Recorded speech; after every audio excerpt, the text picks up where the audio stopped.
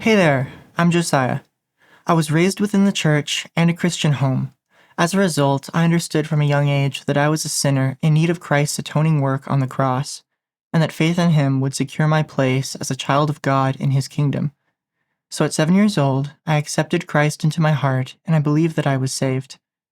Life was wonderful. Being raised in the church and being my parents' only son, I lacked nothing. I felt the abundance and ease of life that many wish for. I was strong in my faith as a child, but in my early teen years was hit with an unexpected illness that changed my life and my family's. We moved many times and lost much along the way, one of which was my dwindling faith in God. It was one night, after a particularly difficult day, that I lay in bed, crying and promising God that if He would heal me and give me my life back, I would use it well for Him. I was 14 at this time, and it wasn't long after this that we finally found a doctor who's also a Christian that was able to heal me. I spent a few years recovering and picking up the pieces of my life as I wondered what it would mean to fulfill that promise I had made to God. More time passed, and this slowly slipped away as I got caught up in the cares of my new life, until we moved again and COVID hit.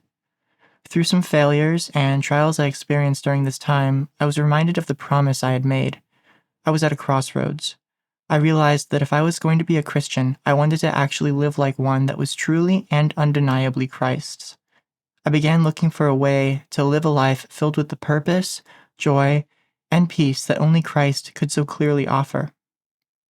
I applied to Moody Bible's aviation program and became a student there, diving into the Word more than ever and being surrounded by mentors and friends that I'd only ever dreamed of having. But throughout my time there and being pushed by my desire to make my life one that was worth saving, I very often forgotten how simple Christ's gift is, that He is the one that made my life worth saving, not me, and that even though I owe Him everything, all He wants from me is to place my faith in Him and confess Him as my Savior. As Paul writes in Romans 10:9-10, because if you confess with your mouth that Jesus is Lord and believe in your heart that God raised Him from the dead, you will be saved. For with the heart one believes and is justified, and with the mouth one confesses and is saved. So today, I'm here to confess that Jesus Christ is my Lord and Savior, and that I wish to be baptized in His name.